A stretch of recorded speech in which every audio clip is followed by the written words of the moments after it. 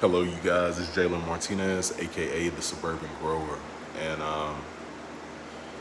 you guys, something is bothering me, and when something bothers me, I let you guys know exactly what it is that's on my mind. So I follow a lot of pages. I follow a lot of pages, and I see a lot of things that, just like any information, either helps me or it's something I already knew.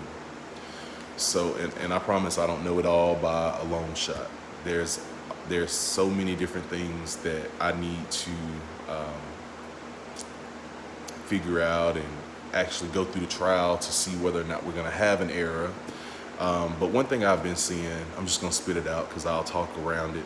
But I follow a lot of groups. I follow citrus, backyard growers, orchard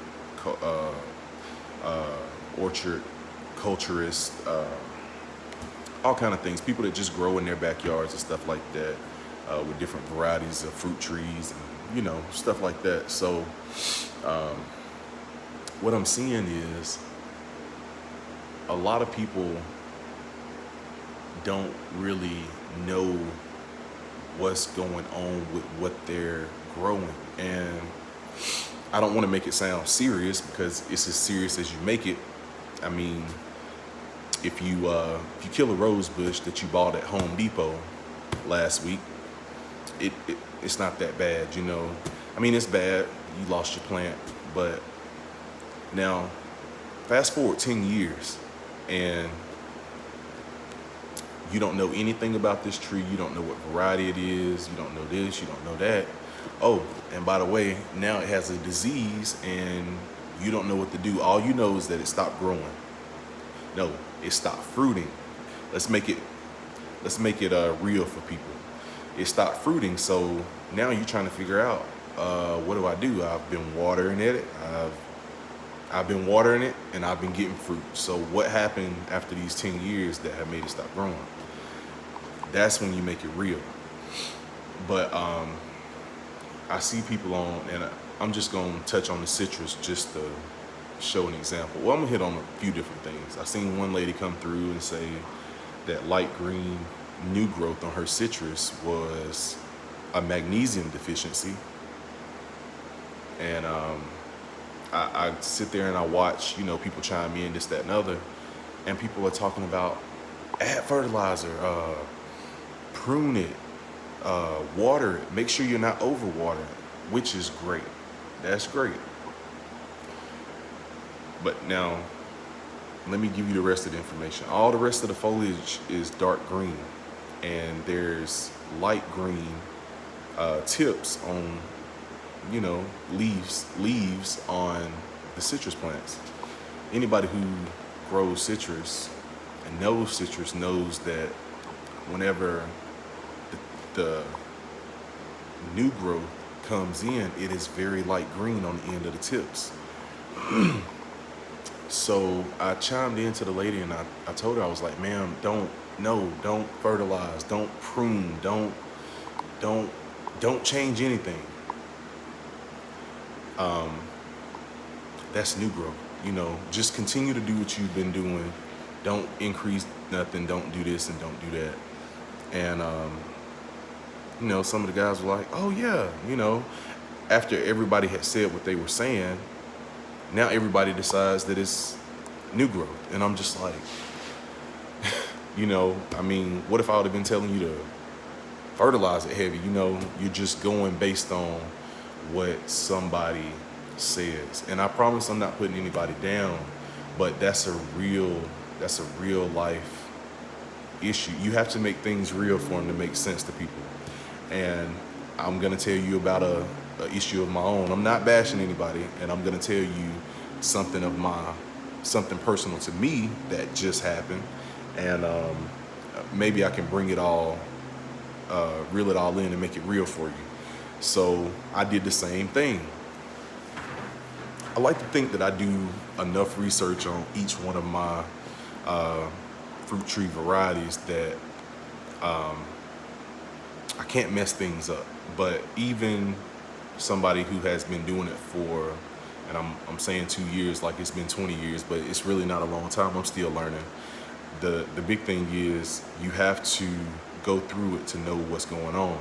So the first time I've ever dealt with a disease for any of my trees was this year. My gala apple tree had powdery mildew. And if you don't know what powdery mildew is, it's like a fungus, and it really goes crazy on apple trees. Some varieties, just like pear trees, have fire blight, and you know, that's what citrus. Oh, I'm sorry. That's what apple trees deal with, is powdery mildew. That's the big thing that takes out a lot of apple trees. So, make a long story short, I got powdery mildew on that one, and it spread to my other 2 apple trees. And I just decided that I got tired of looking at the powdery mildew growing on my trees, and I had to take action. I had to do something because it was the right thing to do. My trees are dying. I got to do something to save them. So I looked on the local remedies, you know, household remedies, just being too lazy to go to Lowe's and get exactly what I needed, or absolutely do nothing, which is what I should have done. I went and got some dish detergent, some water, and some baking soda. And if you don't know, this remedy is for, it's very high alkalinity. So it's supposed to kill this stuff. I seen mouthwash on there. I was like, I'm not spraying mouthwash on my trees, you know. So I just thought that I would do something. And lo and behold, I went out there and sprayed the tree. I let it cook out there, and it was about 102 degrees. We had about a week where it was 100 plus. And came out there the next day, and my leaves were crisping and turning brown, and half the tree looked alive, half the tree looked dead, half of it was green, half of it was yellow. And I was just like, hold up, what did I do, you know? And what I came to find out is, yeah, I killed the powdery mildew, or most of it, but what I did in return is pretty much effectively made it to where my tree can't take in a certain nutrients from the soil, which is horrible. So it's like I almost swapped one demon for the next. So what I'm telling you guys is, and I just shared that with you guys to say this: do not do something that, don't do something just to do it. If you're gonna do it right, and make sure that you're not taking huge steps. You're not taking huge steps, and ultimately, you don't go out there and buy an alternator if your car don't start. The first thing you think is your battery's dying. You know what I'm saying? You don't go out there and trade your car in if you're leaking oil. You know, the right steps, the right measures will always get you through. But what I ultimately wanted to let you guys know is, you always have to be prepared to take care of things when they happen. And that's why I say, do your research, do your research, do your research. Is this apple tree gonna make it this year? I would say 9.9 times out of 10, this apple tree is gonna come back full and beautiful next year. Actually, both of them will. They both have it.